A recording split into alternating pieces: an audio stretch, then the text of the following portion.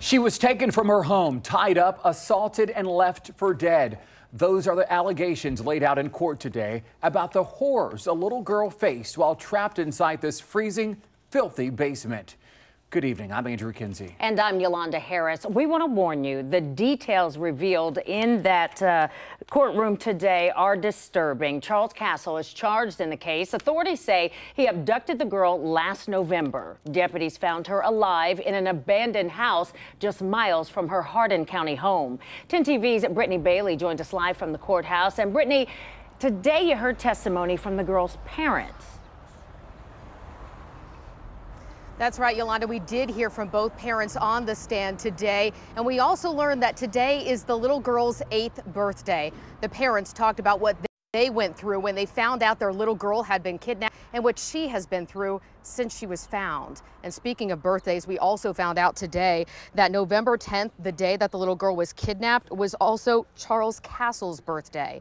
What prosecutors allege she went through during the roughly 36 hours after that is troubling. They say she was taken from her home and held in Charles Castle's RV, bound and trapped in a closet when her father showed up to ask about her. From there, she told the detective who rescued her she was thrown down the basement stairs of an abandoned house and left in the cold with no food, water, or proper clothing. She had been taped up to the point of passing out and choked with a lamp cord. It was the owner of that abandoned home who said he'd been contacted by Charles Castle months before, where he asked if the house was empty, and he gave that tip to law enforcement that led to finding the little girl. Her parents say her injuries have left her with lingering problems. She can barely walk, has little to no use of her right arm, and has what could perhaps be permanent brain damage. And now she can't run or jump. She's not allowed to play. She's limited physically on what she can do. She acts like her right arm doesn't even exist. She doesn't use both of her hands. The poor girl gets frustrated so much. She just ends up breaking down and crying. She's a lot less ongoing, like she doesn't go with the flow anymore now. She just fights everything. She just thinks she can't do it. She keeps telling me she's broken.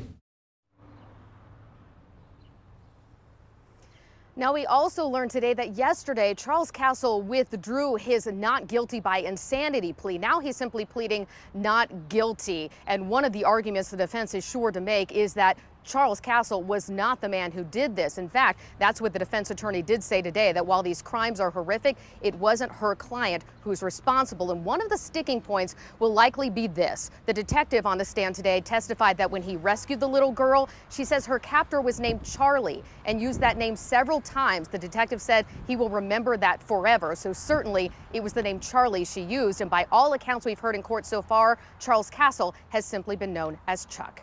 Reporting live in Hardin County tonight, Brittany Bailey, 10 TV News.